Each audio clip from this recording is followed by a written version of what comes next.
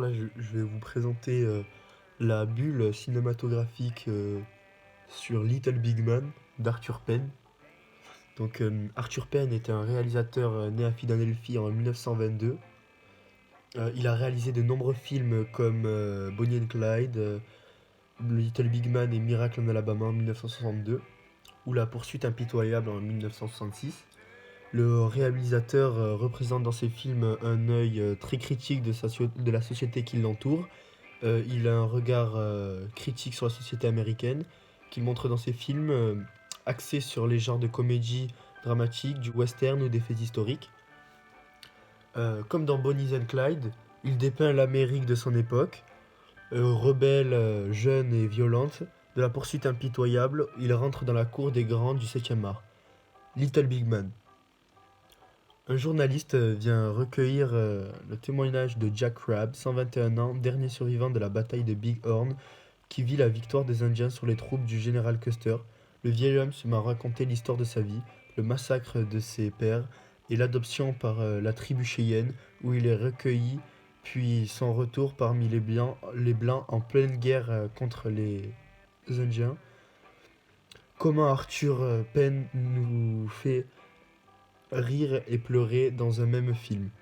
Donc, Donc je vais vous tout d'abord, présenter les séquences qui m'ont fait rire et celles qui m'ont le plus ému. Donc j'ai bien aimé cette séquence parce que je trouve qu'elle fait rire.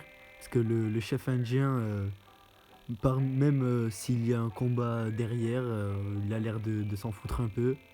Et, euh, et du coup, par rapport à ça, il y a la femme de Jack qui va se faire tuer après.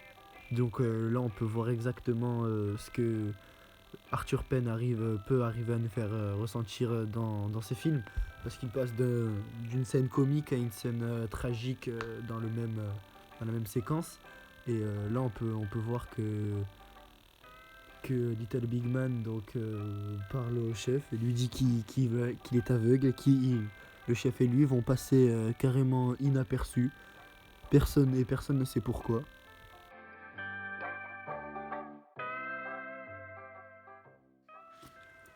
comme Ours des montagnes, parfois indien contraire a trop combattu, toutes ses actions sont faites à l'envers.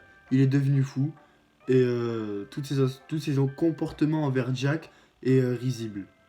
A l'inverse, il y a des scènes émotives, comme dans le plan où les Blancs attaquent le campement de la femme de Jack.